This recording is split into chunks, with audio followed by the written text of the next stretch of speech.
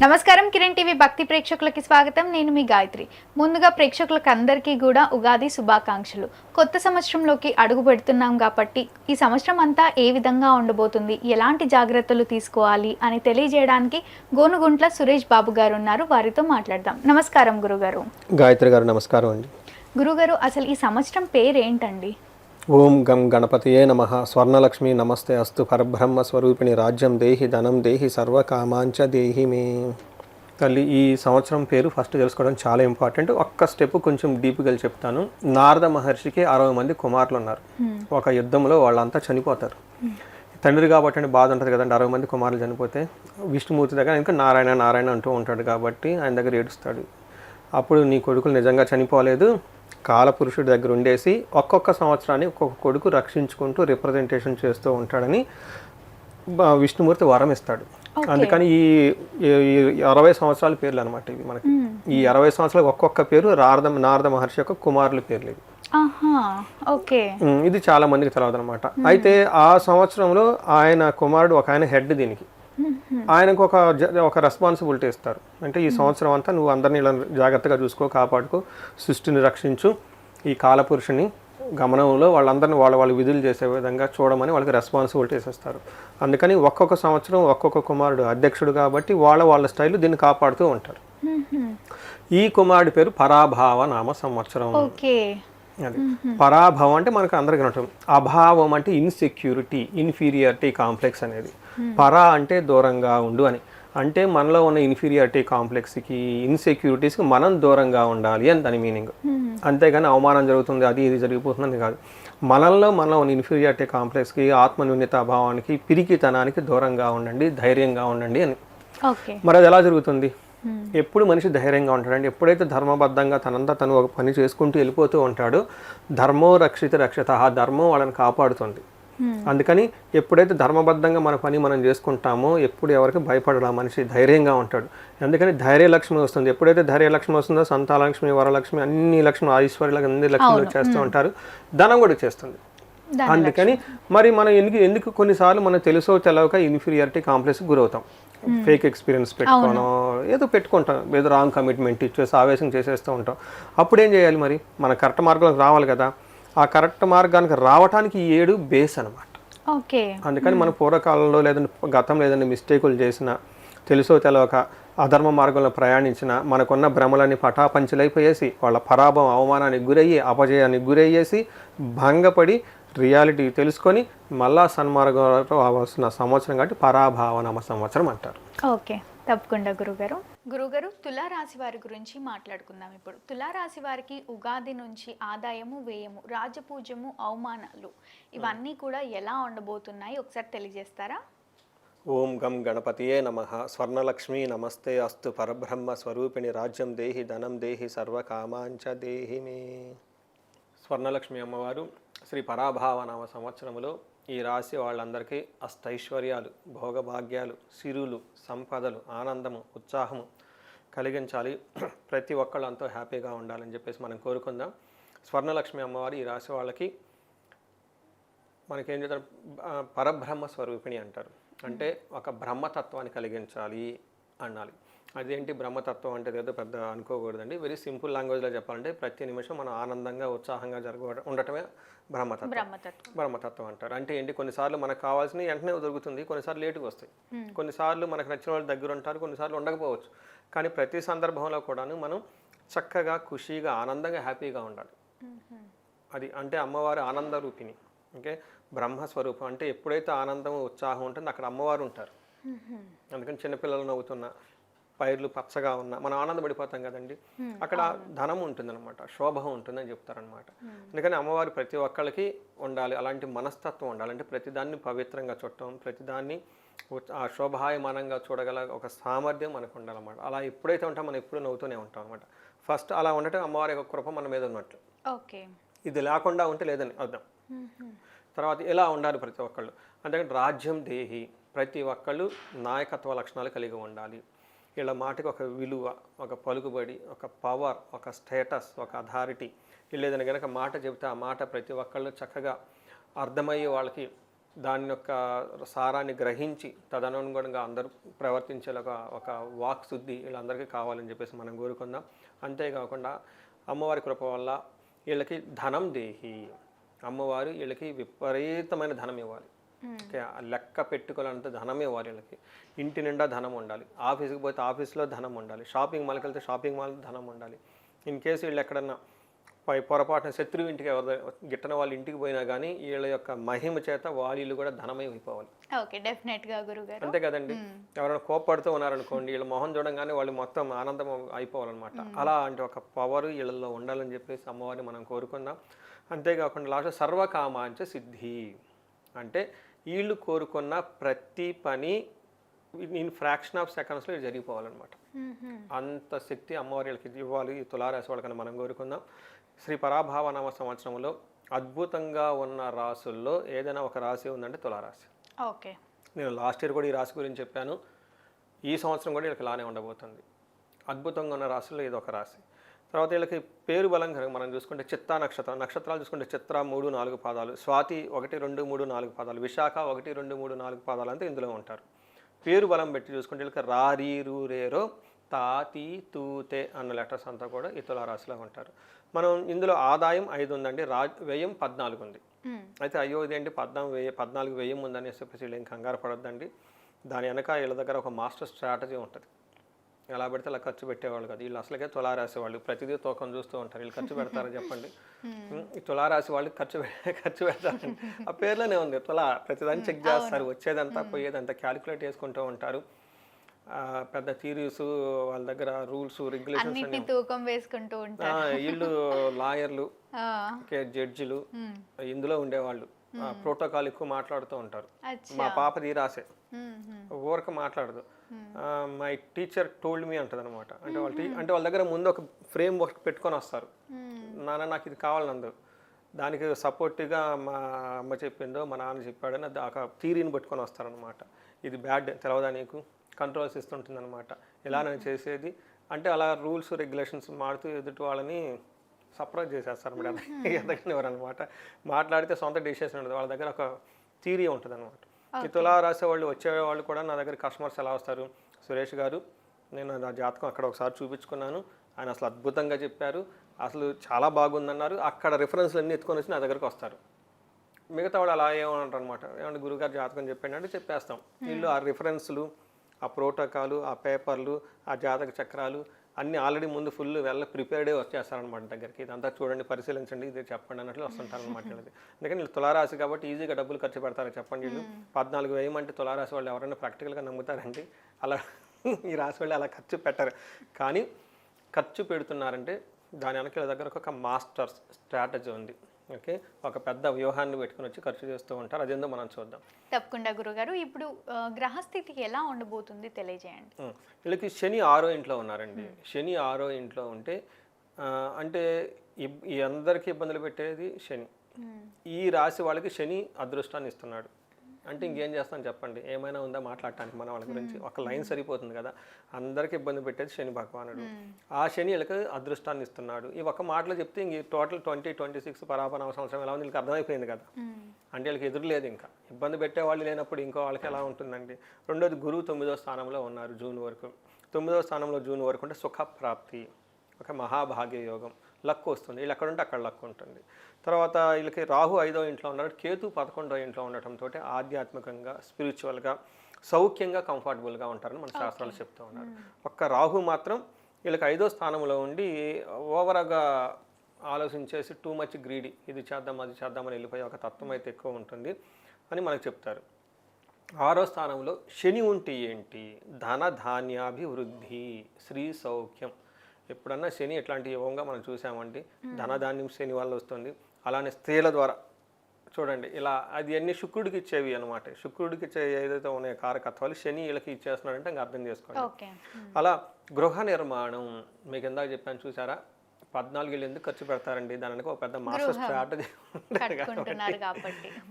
అందుకని వీళ్ళు గృహాలు, బంగ్లాలు, కార్లు, జ్యువెలరీ, పెళ్ళిళ్ళు అలాంటి పెద్ద మాస్టర్ ప్లాన్ అన్ని పెట్టుకొని దానికి సంబంధించిన ఖర్చు పెట్టుకుంటారు అని మనకు చెప్తుంది. ఈ చూడండి, ఈ గృహ నిర్మాణం కూడా శని వల్ల వస్తుందంటే వీళ్ళకి. ఓ గ్రేట్ అసలు. అది చూడండి, అది వెరైటీగా ఉంటుంది అనమాట. ఈ రాశి వాళ్ళకి లాస్ట్ ఇయర్ కూడా చాలామంది నా క్లయింట్స్ వచ్చారండి. ఆ, నాకు తెలుసు ఉంటుంది కదండి రియల్ లైఫ్లో. ఒకటే మన మహర్షులు ఏమేమి ఇచ్చారు చెప్పాం: ధన ధాన్యాభివృద్ధి, బంధు సంతోషవర్ధనం, స్త్రీ సౌఖ్యం, గృహ నిర్మాణం. ఇది సాంస్క్రిట్లో మహర్షులు ఇప్పుడు చెప్పేసి ఉన్నారనమాట. బట్ రియల్ లైఫ్లో కూడా క్లయింట్స్ వస్తూ ఉంటారు, చూస్తూ ఉంటాము. ఓకే, మా పాపది కూడా తులారాశి కాబట్టి ఇంకా ఎక్కువ చూసుకుంటూ ఉంటాను నేను. అలా ఉంది అంటే నాకు చిన్నపిల్ల అనుకోండి ఆఫ్కోర్స్. అంటే మనకి ఇది ఇలా శని ఇబ్బంది పెట్టిన వాళ్ళే బాగున్నప్పుడు ఇంకా వాళ్ళకి ఇది బాగలేదని చెప్పడానికి అయితే చాలా కష్టం. ఎక్కడైనా ఛాలెంజ్ ఉందంటే అన్నాదమ్ముల నుంచి బాగా సపోర్ట్ వస్తుంది. లీగల్ కాంప్లికేషన్స్ ఏమైనా ఉంటే అవి అంత త్వరగా రావు కాబట్టి పోస్ట్ పోన్ చేసుకుంటే బెటర్. అలాంటి వాటికి వెళ్ళకుండా ఉంటే వీళ్ళకి అంత తొందరగా రాబోయి. తర్వాత వీళ్ళకి గురువు వచ్చేటప్పటికి 9వ స్థానంలో ఉన్నారండి. ఏమని చెప్తారు? గురువు 9వ స్థానంలో ఉంటే అగైన్ స్వగృహ లాభం, సొంత ఇల్లు కట్టుకుంటారు. ఇక్కడ గురువు కూడా ఇల్లు కట్టుకుంటున్నారు. అందుకని చెప్పేసి మాస్టర్ ప్లాన్ పెట్టుకున్నారు. ఖర్చులు ఎక్కువ ఉంటాయి. నిత్య స్త్రీ జన సంపర్క అంటారు. అంటే ఎప్పుడు వీళ్ళ చుట్టూ ఎవరో ఒకళ్ళు ఫిమేల్ లేడీస్ వాళ్ళు వీళ్ళు ఉంటూ ఉంటారు. ఇన్ కేస్ లేడీస్ అయితే ఎవరో ఒకళ్ళు జెంట్స్ ఉంటారు. అదే మీ ఇంట్లో హస్బెండ్ కానివ్వండి, పిల్లలు కానివ్వండి, బయట ఆఫీస్లో కొలీగ్స్ వాళ్ళు వీళ్ళు ఫ్రెండ్స్ ఉంటారు కదండి. ఎప్పుడు ఉండేసి వీళ్ళకి మంచి సపోర్టివ్ ఎన్విరాన్మెంట్ ఉంటుంది. ఇది చాలా ఇంపార్టెంట్ కదండి. చాలా విషయాలు లేడీస్కి జెంట్స్ నుంచి సపోర్ట్ అవసరం అవుతూ ఉంటుంది. అఫ్కోర్స్ వయసు వరుస అనుకోండి. ఇలా ఒక మంచి ఎన్విరాన్మెంట్ వెళ్తూ ఉంటారని చెప్తూ ఉంటారు. అయితే గురువు వీళ్ళకి మారుతూ ఉండటంతో మన పుష్కరాల నుంచి తర్వాత గురువుతో ఏమవుతుందంటే వీళ్ళకి స్వజన వృధా సంచారం అని చెప్తారు. అనవసరంగా తిరుగుతూ ఉంటారు. ఓకే, వాళ్ళు చేయాల్సిన పని చేయకుండా ధాన్యనాశో ధనచ్ఛేద వృధా సంచారణం భయం అంటారు. అంటే ఈ టైంలో వీళ్ళకి ఖర్చులు అంటే ధనానికి సంబంధించి ధాన్యానికి సంబంధించినంతగా అంత వృధాగా ఖర్చు పెడుతూ ఉంటారు. ఎక్కువగా ఉండదు అని చెప్తూ ఉంటారు. అంతేకాకుండా వృధాగా ఖర్చులు ఎక్కువ చేస్తూ ఉంటారని చెప్తూ ఉంటారు. అంతేకాకుండా బంధువుల నుంచి తర్వాత ఫ్రెండ్స్ నుంచి దూషింపు, వాళ్ళు ఎక్కువగా ఖర్చు పెడతాం, ఎందుకు అంత ఎక్కువ ఖర్చు పెడతాం అని చెప్పేసి ఉంటారు. అందుకని వ్యయం ఎక్కువగా ఉందని నేను ఇందాక చెప్పాను అనమాట. అంటే టూ మచ్ ఖర్చు పెట్టే అవకాశం ఎక్కువగా ఉంటుంది చెప్పారు. అయితే మిగతా విషయాల్లో బాగుంటుంది. ఏంటిది? ఎడ్యుకేషన్ విషయంలో బాగుంటుంది, కంఫర్ట్ బాగుంటుంది, అన్ని విషయాల్లో బాగుంటుంది అని చెప్తారు. అయితే మనకు పురాణాలు ఏం చెప్తారంటేనండి, గురువు 10వ స్థానంలో ఉండటంతో మనకి ఈశ్వరుడు ఓకే శివుడు కైలాసాన్ని వదిలేస్తాడంట. కైలాసాన్ని వదిలేసి బ్రహ్మహత్య పాపం చుట్టుకొని ఆ బ్రహ్మ యొక్క పుర్రు ఉంటుంది కదా, ఈ ఏలుగు పట్టుకొని అది పోక అలా అని అందులోనే భూమి మీద కాసి అంతా తిరుగుతూ ఉండేసి భిక్షం ఎత్తుకుంటూ ఉంటాడంట ఆ పాపంతో. ఈ టైంలో అక్కడి నుంచి గత పురాణ స్టోరీ, అమ్మవారు వస్తుంది, ఓకే అన్నపూర్ణేశ్వరి అన్నం పెడుతుంది, అది పాపం అంతా పోతుంది అనుకోండి, అదంతా వేరే విషయం. కొంతకాలం వాళ్ళు చేయాల్సిన పని చేయకుండా ఇలా దేశ సంచారం చేయటం వృధాగా చేసే అవకాశం ఎక్కువ ఉంటుందని చెప్పేసి మనకు పురాణాలు చెప్తూ ఉంటారు. అంటే శివుడికి ఆయన పేరు బలం ప్రకారం పెట్టి చూసుకొని మహర్షులు మనకు పురాణాలు ఇలా చెప్తూ ఉంటారు. 10వ స్థానంలో గురువు ఉంటే వాళ్ళు చేయాల్సిన పని ఎక్కువగా ఫోకస్ చేయకుండా కొంతకాలం ఆ పనిని పక్కన పెట్టేసి వేరే దూర ప్రాంతం వెళ్ళటము, వదిలేయటము, ఇంకోటి ఏదో చేసేస్తూ ఉంటారు. కొంతకాలం మా ఎగైనా శివుడు పర్మనెంట్గా ఎక్కడ ఉంటే అట్లా ఆయన వెళ్ళాల్సిన టైంకి వెళ్తాడు కాబట్టి ఇలా ఉండే అవకాశం ఎక్కువ ఉంటుందని చెప్తారు మనకి. ఇది ఒక్కటి మాత్రం కొంచెం విషయాల్లో గ్రహస్థితి మారేంత వరకు అలా ఉంటారు ఉంటుందన్నమాట. అంటే కొంతవరకు ఈ టోటల్ ఇయర్లో మనకి గోదావరి పుష్కరాలు వచ్చిన తర్వాత, అంటే టోటల్ ఇయర్ అంతా అలా ఉండరు కదండి, మధ్యలో ఎక్కడో ఎలాంటి పరిస్థితి వస్తుంది కొంతకాలం అని చెప్తూ ఉంటారు. తర్వాత వీళ్ళకి 5వ స్థానంలో రాహు ఉండటంతో ఇది కొంచెం జాగ్రత్తగా ఉండాల్సిందండి. ఈ టైంలో 5వ స్థానంలో రాహు ఉండటంతో ఓవర్ ఎడిక్షన్స్ అవుతూ ఉంటారు. అంటే టూ మచ్ గ్యాంబ్లింగ్ ఆడటం, టూ మచ్ ఆల్కహాల్ చేయటం, టూ మచ్ ట్రావెల్కి వెళ్ళిపోవటం, టూ మచ్ అనమాట. ఏం చేసిన అంటే ఏదైనా ఒక లిమిట్లో ఉంటే బాగుంటుంది కాబట్టి వీళ్ళు టూ మచ్గా చేస్తూ ఉంటే కొంచెం జాగ్రత్తగా ఉంటుంది. ఇట్లాంటి విషయంలో నృపాణం పూజ్యం, కానీ గౌరవం ఉంటుంది, మర్యాద ఉంటుంది, అన్నీ ఉంటుంది, టయానికి భోజనం చేయరు. పిల్లల విషయంలో కొంచెం జాగ్రత్తగా ఉండాలి, టెన్షన్ పడుతూ ఉంటారు. బట్ ఓవరాల్గా 5వ ఇంట్లో మనకి రాహు ఉంటే ఏం చెప్తారంటే టూ మచ్ ఆన్లైన్ షేర్లు చేసేద్దాము, క్రిప్టో కరెన్సీలు చేసేద్దాము, ఇంట్లో కూర్చొని మొత్తం ప్లాన్ చేసి చేసేద్దాము, ఈ టైప్ ఆలోచనలు ఉంటాయి. సో అది మనకు చూడండి, గ్రహస్థితి బాగున్నప్పుడే మిస్టేక్లు ఎక్కువ చేస్తారు జనాలు. ఇప్పుడు డబ్బులు లేవనుకోండి, రామకృష్ణ అనుకుంటూ కూర్చుంటారు. డబ్బులు ఉన్నప్పుడు ఏమో అట్లా అనుకోరు కదండి.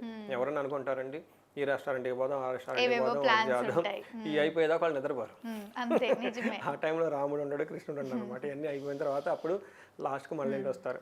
అందుకని ఈ రాశి వాళ్ళకి బాగుంది కాబట్టి, ధనం ఖర్చు పెట్టే అవకాశం ఉంది కాబట్టి, ఆ ధనానికి వెళ్ళడానికి మాస్టర్ ప్లాన్ ఇల్లు ఆయన్ని కట్టుకునే అవకాశం ఉంది కాబట్టి ఫైన్, వెరీ గుడ్. కానీ వీళ్ళకి రాహు ప్రభావంతో టూ మచ్గా డబ్బు ఉండేటప్పటికి వేరే వేరే చేయకూడని పనులు ఇవన్నీ వదిలేసి అటు వెళ్ళిపోయి ఉండే అవకాశం ఉంటుంది. ఒక రకంగా చెప్పాలంటే గురువు ఉండటంతో ప్రొఫెషనల్ మ్యాటర్స్లో ఎక్కువగా స్పెండ్ చేయాల్సి ఉంటుంది. బయటికి వెళ్ళి అటు ఇటు తిరగటం అయితే కాదు, ఎందుకంటే వీళ్ళ జాబ్లో ఎక్కువగా ఫోకస్ రిక్వైర్మెంట్ ఉంటుంది. అదేవిధంగా వీళ్ళ మనసు వచ్చేటప్పటికి ఎటు వెళ్ళిపోయే అవకాశం కూడా ఉంది. అందుకని చెప్పేసి బ్యాలెన్స్డ్గా ఉండేసి చాలా చక్కగా మీరు ఖర్చు పెట్టాల్సిన ధనాన్ని స్థిరాస్తులు కొనుక్కోవడానికి, దీర్ఘకాలంగా ఉపయోగపడేవి జ్యువెలరీ, భార్య భర్తలకు ఎవరైనా ఉంటే కనుక జ్యువెలరీ కొనివ్వడానికి ఇలాంటి కొంటే ఈ టైంలో బాగా కలిసి వస్తుంది వీళ్ళకి. ఈ వృధా ఖర్చులు పెట్టేశారు అనుకోండి, ఆ డబ్బులు పోతుంది, చెడు సవాసాలు ఎటో పోయేసి ఈ ప్రెషస్ టయాన్ని వేస్ట్ చేసుకుంటారు అనమాట. ఈ ఒక్క విషయం కనుక జాగ్రత్తగా ఉంటే మనకి టోటల్ ఇయర్ అంతా వీళ్ళకి అద్భుతంగా ఉంటుందని మనం తెలుసుకోవచ్చు. తప్పకుండా గురుగారు, ఇయర్ అంతా కూడా వీళ్ళకి కలిసి రావాలి అన్న, మళ్ళీ అనుకూలంగా లేని గ్రహాలు కూడా అనుకూలంగా ఉండాలి అన్న ఏదైనా పరిహారం ఉంటుంది అంటారా? పరిహారం వీళ్ళకి గురువు అంటే ఎప్పుడు పుష్కరాల తర్వాత ఒకసారి గురువుకి సంపూర్ణ శాంతి పూజలు చేయించుకుంటే చాలా బాగుంటుంది. అలానే తారాదేవి అమ్మవారు ఉంటారు, ఈ అమ్మవారిని కూడాను ఒక 10,000 సార్లు జపం చేయించుకుంటే చాలా బాగుంటుంది. ఇది వీళ్ళు ఇంట్లో చేసుకోలేరు కాబట్టి బ్రాహ్మణోత్తములను, పండితుల్ని, వాళ్ళ వేదాలు చదివిన వాళ్ళని పిలిపించుకొని, పురోహితులను పిలిపించుకొని చక్కగా వాళ్ళకి ఇలా ఇలా మాకు కావాలంటే వాళ్ళు వచ్చి కూర్చొని జపాలు, హోమాలు, దానాలు, తర్పణాలు అన్నీ చేసేస్తారు. వీళ్ళు వచ్చేటప్పటికి మేధా దక్షిణామూర్తిని, ఎక్కువగా గురువుల్ని, ఆశ్రమాలని, మఠాలని వెళ్ళి అక్కడ సేవ చేయటం ఇంపార్టెంట్. ఎందుకంటే గురువుకి శుశ్రూష అంటే సేవ చేస్తే బలం వస్తుందంట. సో నాకు ఎవరిని వచ్చేసి గురుగారు మీకు ఏదైనా పని చేయాలా, ఏదైనా సోషల్ మీడియాలో పోస్ట్ చేయాలంటే బల ఆనందపడిపోతాను నేను. జ్ఞానం చాలా ఉంది కదా, నాకు జ్ఞానం వెళ్ళిపోతుంది, చుట్టూ పడుతుంది అనమాట. అట్లాంటివి చేస్తే చాలా పడుతుంది అనమాట. అట్లానే వాళ్ళకి ఎల్లో కలర్ బట్టలు ఇవ్వటం, స్వీట్లు ఇవ్వటం, అవన్నీ చేస్తే బాగా కలిసి వస్తుంది. ఇక్కడికి దేవస్థానం వీళ్ళకి ఏం చెప్తానంటే కోటప్ప కొండ అని ఉంటుందండి గుంటూరు దగ్గర, చాలా చాలా పవర్ఫుల్. అక్కడ మేధా దక్షిణామూర్తి అవతారంతో కొండ మీద ఉంటారు. మనకి గిరి ప్రదక్షిణాలు చేస్తూ ఉంటారు. చాలా మంది అరుణాచలం వెళ్ళి గిరి ప్రదక్షిణాలు చేస్తూ ఉంటారు, బట్ అక్కడ చేయలేని వాళ్ళకి, అంత దూరం వెళ్ళలేని వాళ్ళకి ఇక్కడ మేధా దక్షిణామూర్తి అవతారం. ఓకే గురుగారు, చాలా పవర్ఫుల్ ఉంటుంది. దేవస్థానం వాళ్ళు హోమం చేస్తారు. చాలా కొద్ది మందికి తెలుసు ఈ విషయం. ప్రతి గురువారం గురుగ్రహానికి హోమం చేస్తారు. అలా గురుగ్రహానికి గురువారం చేస్తే ఒక్క టెంపుల్ ఏదైనా ఉందంటే ఈ భూమి మీద ఒక్కటే అని చెప్పుకోవట. నేనైతే అదే అని చెప్తా. అట్లీస్ట్ మన ఆంధ్ర రాష్ట్రాలు, తెలంగాణ, ఆంధ్రాలో అయితే ఎక్కడ టెంపుల్ లేదు, అందులో కొండ మీద అయితే లేదు. ఓకే, చాలా పవర్ఫుల్. ఇప్పుడు ఎవరైతే పెద్ద పెద్ద మఠాలకు సంబంధించిన అధిపతులు, పీఠాధిపతులు ఉన్నారో ఆ గుడికి ఏదో ఒక విధంగా లింక్ ఉంటుందండి. దానికి ఒక రీసెర్చ్ స్టడీ కూడా ఉంది దాని గురించి. అక్కడ వాళ్ళ తల్లిదండ్రులు ఉండటమో, లేకుంటే వాళ్ళకి ఒక మొక్కుబడి ఉండటమో, సంథింగ్ ఆ రూట్స్ అక్కడ ఉంటాయి వాళ్ళకి. అందుకని అక్కడ విపరీతమైన జ్ఞానం వచ్చేసి అలా పెద్దవాళ్ళు అయిపోయారు అనమాట. చాలామంది అక్కడ చదువుకు సంబంధించి కానీ అక్కడ అక్షరాభ్యాసం అవన్నీ చేపిస్తే బాగా కలిసి వస్తుందని చెప్తూ ఉంటారు. తప్పకుండా. సో అక్కడికి వెళ్ళిపోతే అక్కడ టైం స్పెండ్ చేస్తే బాగుంటుంది. ఈ రాశి వాళ్ళు ఇంకా అంత బాగుంది కాబట్టి అంత బాగుంటే ఎవరికైనా గనక అనుకున్న విధంగా కావటం లేదు, వాళ్ళ ఏజ్ 35 to 45 ఉండి ఆ ఏజ్ గ్రూప్తో నేను రీసెర్చ్ చేస్తున్నాను లాస్ట్ హోల్ ఇయర్ అంతా దాని మీద. ఎందుకు అని అడిగారంటే ఆ గ్రూప్ వాళ్ళకి మిడ్ లైఫ్ క్రైసిస్ అంటారు, మనకి ఇంగ్లీష్లో చెప్తూ ఉంటారు వెస్ట్రన్ సైకాలజిస్టులు. ఆ టైంలో సడన్గా గ్రోత్ ఉండదు, ఆగిపోతుంది కొంతమందికి. ఎందుకు ఆగిపోతుందంటే ఈ లేడీస్కి వచ్చేటప్పటికి హార్మోనల్ చేంజెస్, మెనోపాజ్ అది చెప్తూ ఉంటారు. జెంట్స్కి వచ్చేటప్పటికి వాళ్ళకి ఏదో రకరకాలు చెప్పేసి మిడ్ లైఫ్ క్రైసిస్లు అని చెప్పేసి ఒక టైటిల్ పెట్టి అందులో వేసేస్తారు. ఓకే, దానికి రీజన్ ఏంటంటే ఏదో చేయాలని చెప్తూ ఉంటారు. నేను దాని గురించే మాట్లాడను. కానివ్వండి, మనకి ఆధ్యాత్మికంగా జ్యోతిష శాస్త్రాలు ఏం చెప్తుందంటే 10 సంవత్సరాల ఎక్స్పీరియన్స్, మేనేజర్ పొజిషన్కి వెళ్ళిపోయారు, బాగున్నారు, సడన్గా డౌన్ అయింది, కారణం ఏంటి? సంథింగ్ రీజన్ ఉండాలి కదా. ఇది బ్లాకేజెస్ అంటారు. ఈ బ్లాకేజెస్ ఎందుకు వచ్చినాయి అంటే ఒకటి శాపాలు లేదంటే దోషాలు అంటారు. గ్రహాలకు ఉన్న దోషాలు ఇప్పుడు ఎఫెక్ట్ అవుతాయి, లేదా శాపాలు కొన్ని ఉంటాయి. ఇవి ఎందుకు వచ్చినాయి ఈ శాపాలు అంటే వీళ్ళు పూర్వజన్మలో మనం కర్మానుసారంగా పడతాను కాబట్టి అంతకుముందు జన్మలోనో ఎక్కడో ఏదో మిస్టేక్ చేసి, లేదంటే అన్ఫినిష్డ్ టాస్క్ అప్పుడు చేయాల్సిన పనులు చేయకుండా ఆ ఫిల్ లేదంటే మన పితృదేవతలు, ఇప్పుడు మన వర్క్ ఏం రాలేదు కదండి, పితృదేవతలు ఎన్నో పూజలు అవన్నీ చేస్తే మన పిల్లలు పుడితే అలా వచ్చింది కదండి. వాళ్ళు ఏదన్నా చేయలేని ఆబ్లిగేషన్స్ వాళ్ళకి చేయకపోయినా కానీ వాళ్ళు మీకు హింట్ ఇస్తున్నారు, you forgotten something, you see మాకున్న ప్రాబ్లమ్స్ చూడు, యూ హెల్ప్ చేయగలరు, చూస్తూ ఉంటారు. కాబట్టి అది ఇప్పుడు రెగ్యులర్గా ఉంటే ఉండం కదండి, ఏదో ఒక అబ్స్ట్రక్షన్ వస్తూ ఉంటుంది అనమాట. అలానే గ్రహం ఇప్పుడు ఏదైతే దశాభుక్తి వాళ్ళకి నడుస్తుందో ఆ గ్రహాలలో ఏమైనా కనుక దోషాలు ఉంటే వీళ్ళకి తెలవకుండా పాపం గ్రోత్ అయిపోతుంది. ఇప్పుడు న్యాచురల్గా చూడండి, బాగా చదువుకొని ఉంటారు, సక్సెస్ఫుల్గా కెరియర్లో 10 ఇయర్స్ స్పెండ్ చేశారు. ఇప్పుడు ఎందుకు వస్తుందండి? రాకూడదు అదే కదా. దోషాలు ఉంటే పరిహారం చేసుకోమని హింట్స్ వస్తూనే ఉంటాయి, కానీ అంత గమనించలేదు. మనం పట్టించుకోము.